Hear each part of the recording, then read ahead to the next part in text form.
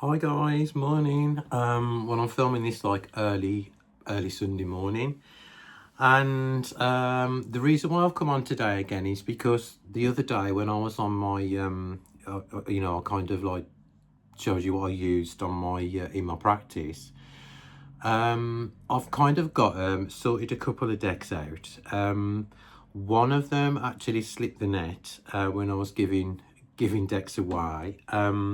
And the other one has been like a staple in my practice for absolutely years.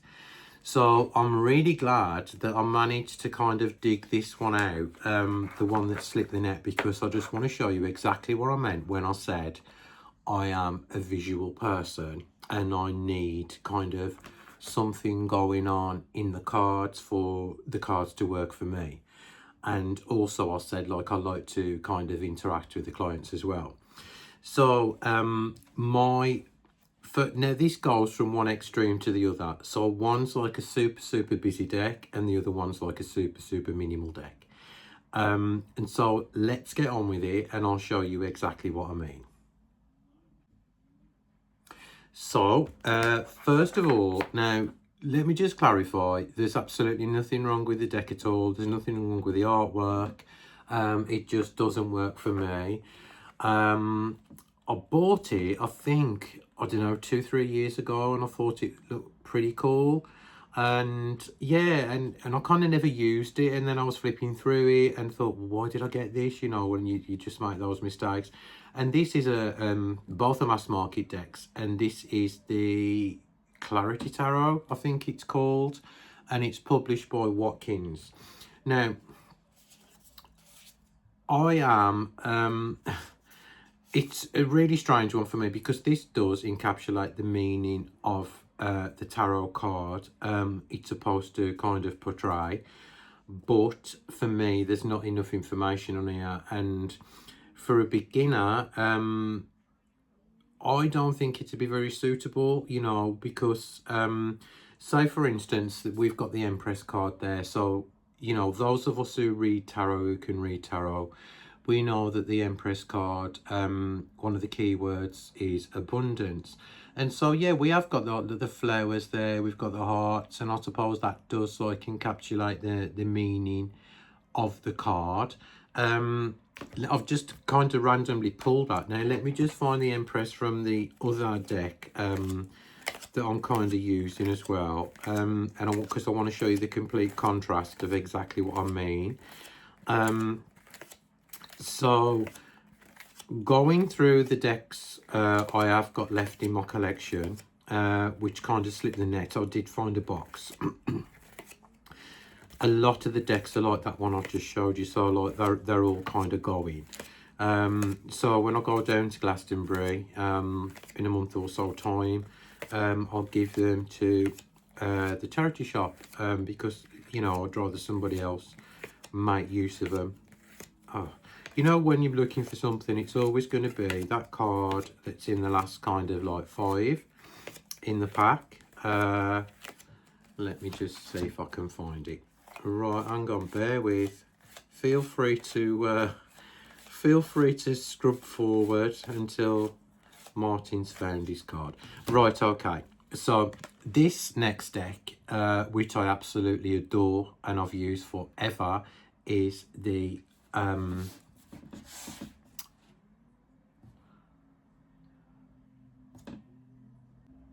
Voyager Tarot. You know what? I just drew a complete blank. Then I just don't know. Maybe it's because it's early, or I don't know. I just drew a complete blank. So this next deck, right, and the complete contrast is the Voyager Tarot.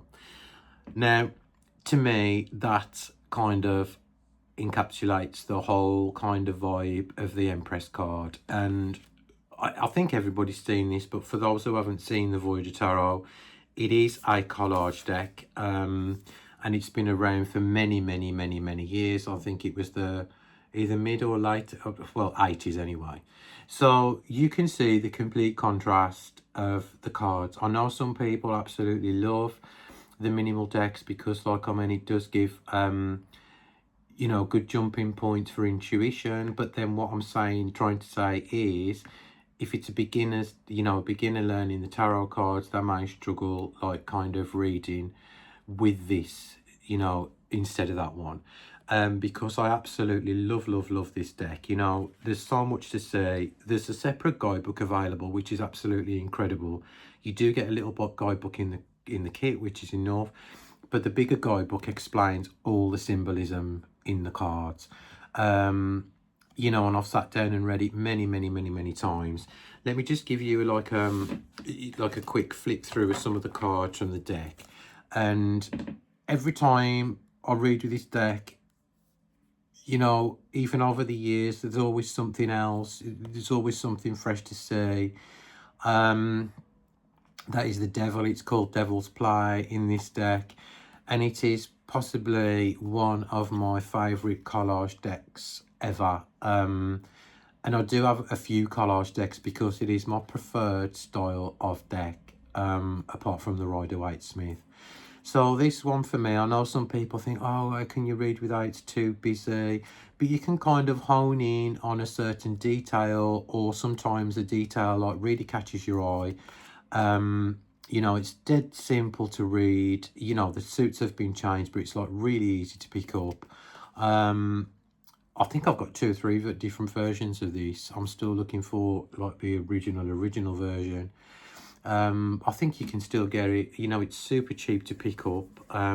Yeah, and I absolutely love this deck. Why do I use it? Right, okay. I use it because it tells a story. It's a very visual, busy deck.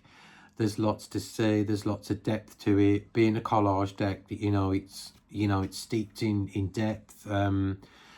And yeah, and this is why I love it, because it tells a great story when you're reading the card. It's absolutely brilliant to use as well for clients. They tend to love these kind of decks as well, because you can pinpoint something out. You can talk about what the symbolism means if you want to. And yeah, this just completely works for me on all levels. I mean, it's a great deck as well to kind of meditate with, because look at the card, you pick something up. I automatically like honed, even though I don't drink alcohol, which is strange. I just like notice the glass there. But yeah, you can yeah, with these kind of decks, for me personally, because there's so much to say, there's also so much to talk about. And if you're a journaler like I am, there's so much to journal about as well.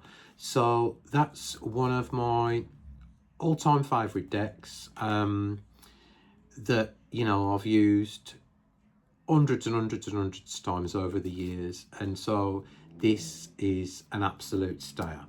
So let me just flick through this Clarity Tarot for you now, and I'll show you what I mean by like being like too minimal for me.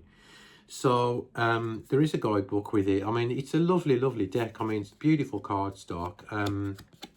It's very much like an indie deck, but this is like the guide of fire. I mean, I know you can see what's going on, but it doesn't tell enough of a story for me to kind of like work with.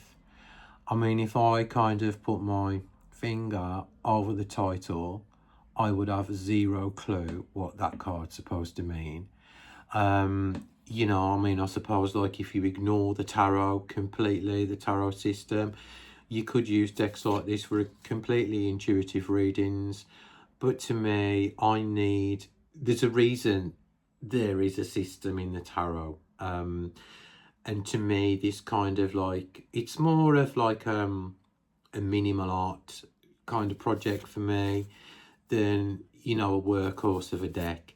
So, I've got no regrets in buying it, because it was super cheap.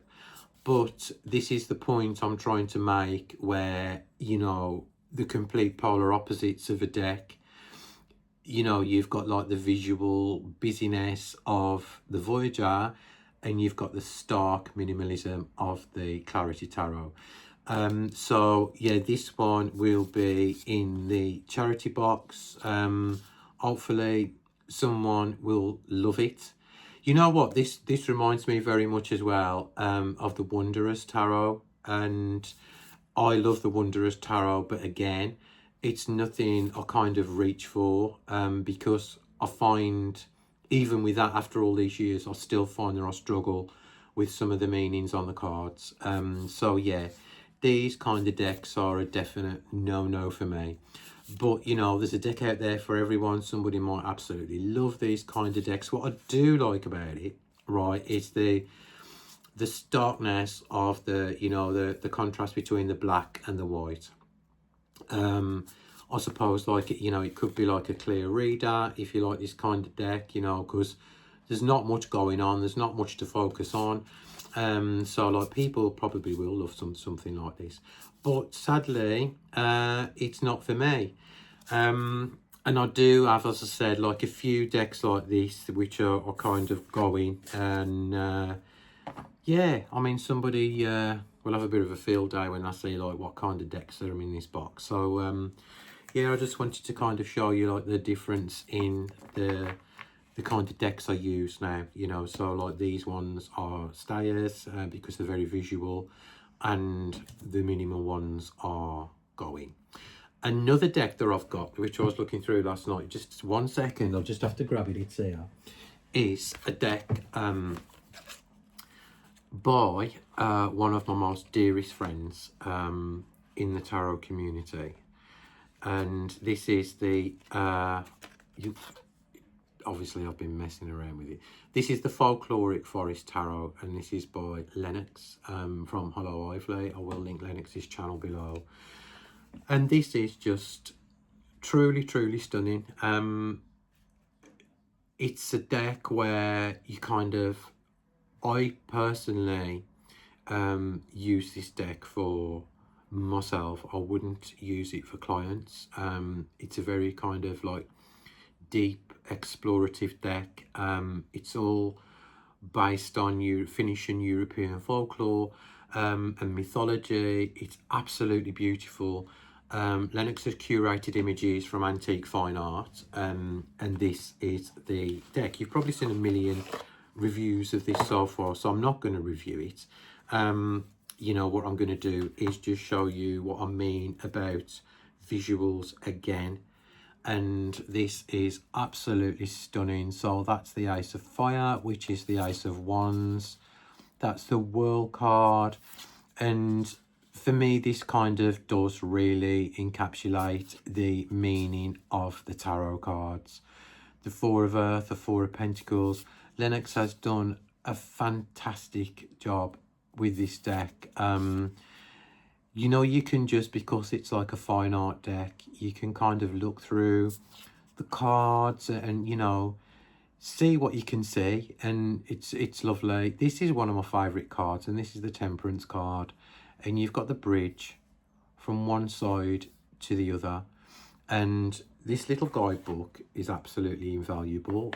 What Lennox has written.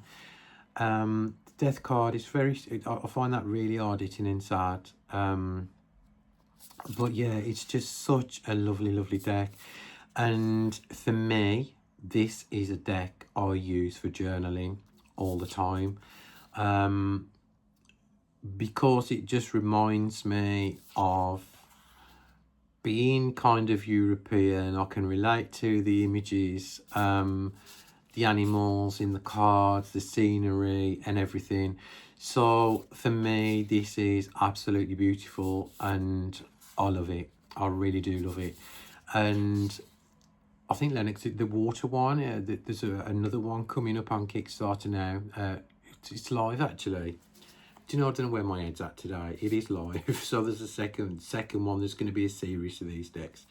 So yeah, it just reminds me of rural kind of like farming life and agriculture, and that's what kind of like vibe Lennox was trying to get from the deck.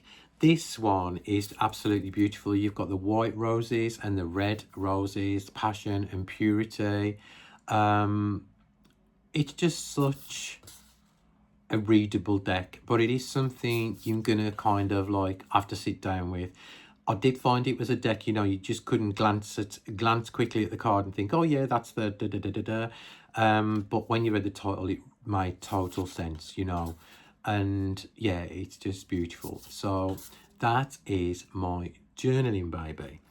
Right, now on to the next part of the video, right? So I just wanted to briefly show you my journals, what I've been doing in 2026 and what I'm carrying on doing in 2026. So just after Christmas, I treated myself to 2 new journals. And these are by a company called Paper Republic. I'm not affiliated with this company in any way, shape or form. I actually bought these out of my own money. And Paper Republic are based in Austria, and everything there is sustainable, handmade. The leather is sustainable. The paper has been made there forever.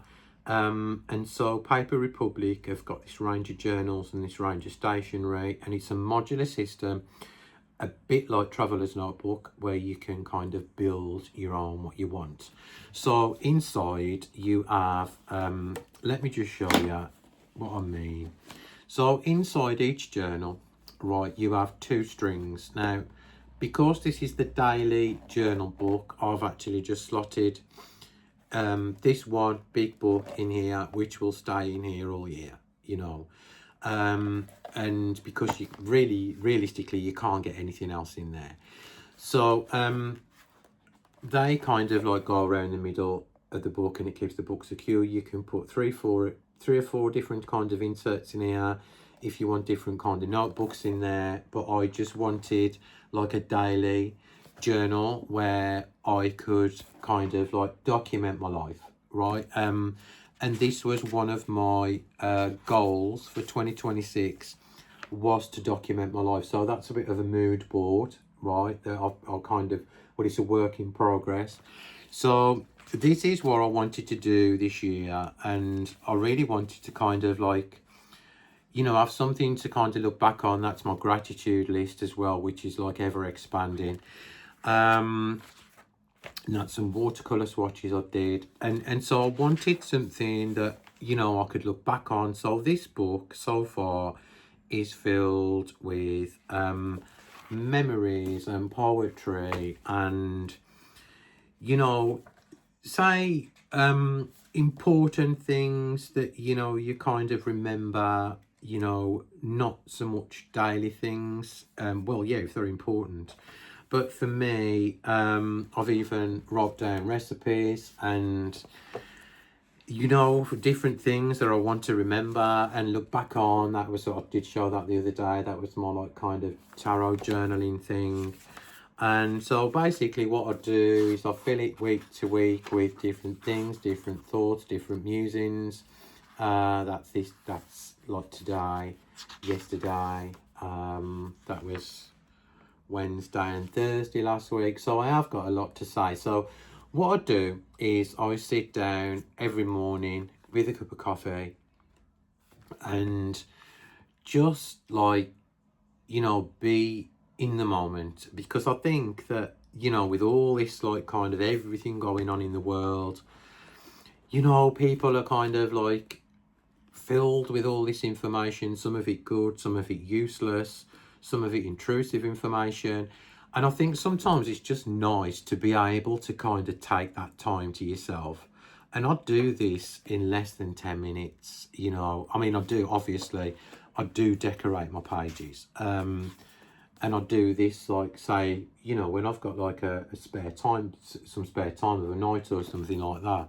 And I do like a few in advance, so they're done for the week. And then, you know, it is like a huge hobby that's turned into like a passion. And these notebooks work perfectly fine for me because this size is smaller than A5 and a little bit larger than B6. The only problem is with this kind of binder, folder, you are kind of tied to buying the notebooks from Paper Republic, unless you're really good and you can cut an A5 down, or you're satisfied with B6. But to me, because I wasn't planning on buying a bunch of different notebooks, I just wanted one.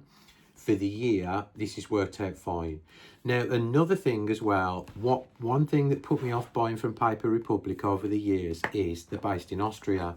So the shipping from Austria to the UK ain't cheap anymore. We all know what the shipping's like now. You know, it's expensive from, you know, posting within the UK.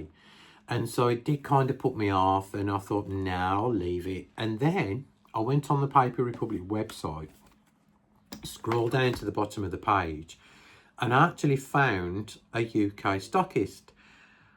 And I was like, oh my God, you know, UK stockist, the Paper Republic. So I went on, and the place is called Verdley Flowers. I will link it below. And Kate, the owner, is a small business, and it's absolutely beautiful. It's based in, I think it's East Sussex or West Sussex, I can't remember. Sorry, Kate, if you ever do watch this video. But she sells journals and flowers and books and all sorts of gorgeous things, and she sells them at the same price as Paper Republic do. So this cost me, for the cover, then there's different colours you can pick from. It's 2mm veg tan leather, by the way, so it will last a lifetime. And this cost me, for the cover and the journal, probably, I think it was around £80 or something like that. I don't know, you're probably thinking, oh my God, £80 for a journal. But, you know, the cover will last a lifetime, and, you know, the journal will last me 12 months. So that's not a bad investment. You know, the amount of money I've spent on notebooks, and I've just been slung aside, you know, year after year, you know, it's just ridiculous. So I made a pact with myself this year. I thought, you know what, I'm really going to, like, kind of put the effort in and, you know, document my life. And my second one is my kind of carry-all, and this is another Republic. This one's called the XL Voyager, I think. They're both called, that's the pocket size, and that's the larger size. So this one is holds my notes and everything. So I had the weekly diary in here. Hang on, let me just like kind of flip through. So I put my notes in here. You know, all kinds of things, stickers and bits and pieces, and that's like this week's. So my second insert, so I made this little cover myself from a tutorial on YouTube. That's a photo of my mum and dad. So that was like really simple to make, this cover was, and it just slots in and it holds stickers and bits and pieces. And this book here is my commonplace notebook. So this has just got the 2 inserts in it. So basically, I'll put all things down in here, you know, bits and pieces, a journal about, or when thoughts come to mind. I think there's a tarot spread in here. Yeah, so I kind of like jot down in this a kind of a lot of things. And I have got a spare kind of notebook, regular A6 notebook in the back, which I haven't used yet. And so, yeah, that is kind of my journaling system, which is going to stay with me throughout the year. This one I want to kind of do more in, you know, more tarot stuff and things like that. Because I'm not one, I can't, you know, I've seen some journal videos on here, and I've got like these journal covers and them stuff with 8, 9, 10 notebooks. Oh my God, that would completely overwhelm me. I just can't. You know, whatever works for you, that's fine. But like, I mean, I can't deal with all that. It's too much. It's too much for me. Two notebooks maximum, you know, blank one in the back, you know, but yeah, I can't deal with all that kind of like overwhelm. So this works for me perfectly. So I hope you enjoyed my musings this morning. You know, thank you so much for your comments. You know, I did answer all of them last night. I think I answered all of them last night. It's took me a few days to get through, and it's so lovely to be back and, you know, see you all and engage with you all again.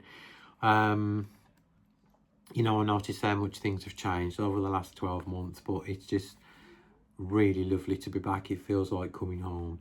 So thank you always for watching. Thank you to old subscribers and new subscribers, and yeah, I will see you all very soon, and I hope you enjoyed the video. Lots of love, guys. See you soon. Bye.